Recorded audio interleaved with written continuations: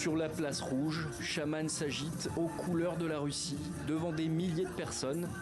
Le chanteur pro-Kremlin chante pour la victoire. Objectif, galvaniser le sentiment patriotique, alors que l'incursion ukrainienne à Koursk se poursuit.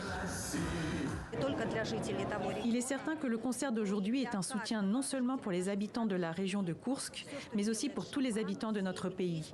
Tout ce que fait Shaman, toutes ses actions, c'est pour le bien de la Russie. Depuis plus de 2 semaines, l'attaque surprise lancée par l'Ukraine dans la région de Koursk continue de progresser en territoire russe. Jeudi, Vladimir Poutine a agité la menace d'une catastrophe nucléaire. Il accuse l'Ukraine d'avoir essayé de frapper la centrale de Koursk.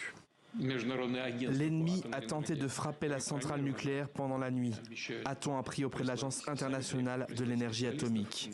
Ils promettent d'envoyer des spécialistes et de venir eux-mêmes évaluer la situation. L'Ukraine a réaffirmé sa capacité à rendre les coups. Jeudi, les autorités russes ont annoncé qu'un ferry chargé de carburant avait été frappé par un drone ukrainien au large de la Crimée. Kiev dit aujourd'hui contrôler près de 1300 km² de territoire russe à Koursk, des conquêtes qui pourraient être utilisées comme monnaie d'échange lors de futures négociations de paix. Mais dans le Donbass, où l'armée russe gagne quotidiennement du terrain, la question des pourparlers divise les Ukrainiens. Je comprends les mères dont les enfants meurent. Peut-être que pour empêcher mon fils de mourir, j'aurais accepté ces négociations.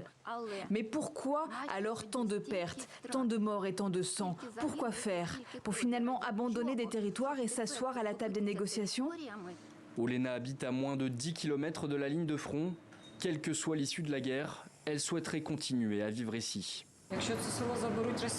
Si ce village est pris par les Russes et qu'il y a des pourparlers de paix, j'aimerais certainement rentrer chez moi. Mais si ce village est détruit, il n'y aura nulle part où retourner.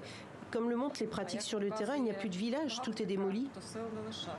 Pour se préparer à une contre-attaque russe, de nouvelles fortifications ont été érigées. L'incursion à Koursk a permis à l'Ukraine d'enregistrer ses plus importants gains sur le champ de bataille depuis 2022, après des mois de recul.